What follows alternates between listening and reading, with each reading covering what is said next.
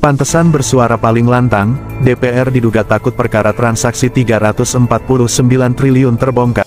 Sudah dapat laporan, yang pagi tadi terbaru malah ada pergerakan mencurigakan sebesar 300 T di lingkungan Kementerian Keuangan yang sebagian besar ada di Direktorat Jenderal Pajak dan Beacukai.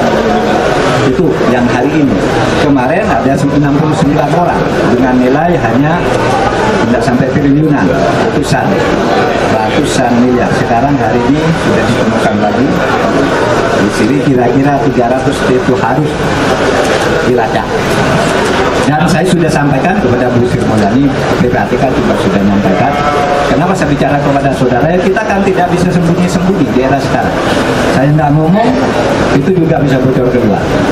Ya, maka saya sampaikan, mendahului berita hoax.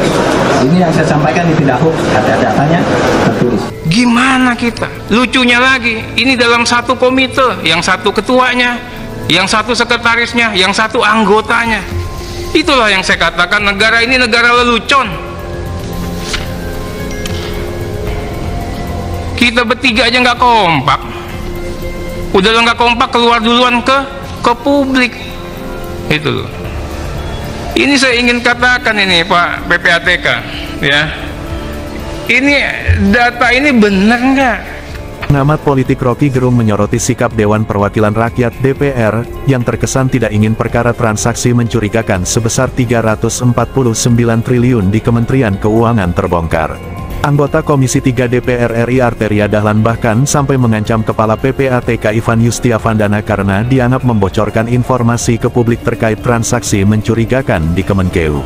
Sempat terjadi kesengitan dari sebelum hingga rapat bersama antara Menko Polhukam Mahfud MD dengan Komisi 3 DPR yang digelar hari Rabu. Mahfud bahkan secara terbuka menantang sejumlah anggota Komisi 3 DPR yakni Beni Kaharman, Arteria Dahlan, dan Arsul Sani untuk jangan absen ketika dirinya memenuhi undangan Komisi 3 DPR. Jadi ketakutan dari DPR ini mencerminkan bahwa mereka sebetulnya ada di dalam jaringan itu juga, dalam jaringan pencucian uang, ujar Rocky, dikutip Winyuswarti dari kanal YouTube pribadinya. Rocky menyebut anggota DPR takut rakyat mengetahui kebenarannya. Mereka takut rakyat tahu padahal mereka sebetulnya rakyat tahu bahwa mereka ikut main di situ, ujarnya. Alasan Rocky berpendapat demikian karena reaksi anggota DPR yang kebanyakan berasal dari partai politik dianggap terlalu berlebihan. Kalau misalnya dana itu nggak ada hubungannya dengan partai politik, ya DPR sebagai institusi politik nggak akan bereaksi tuh, ujarnya.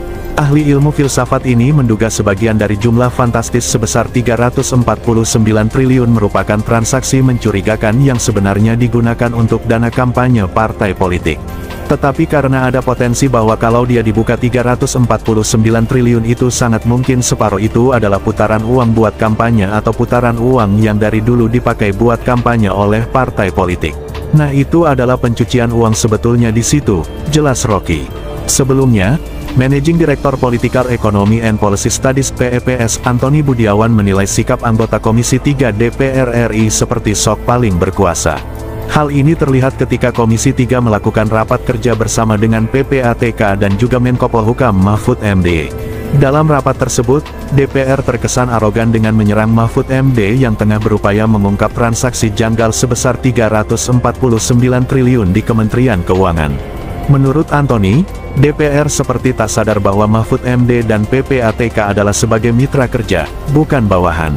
Jadi kalau seandainya ada ini, DPR ini seolah-olah rakyat ini bodoh dan juga seolah-olah sok berkuasa terhadap Kepala PPATK padahal itu adalah mitra, bukan bawahan, juga kepada Menko Polhukam, kata Antoni.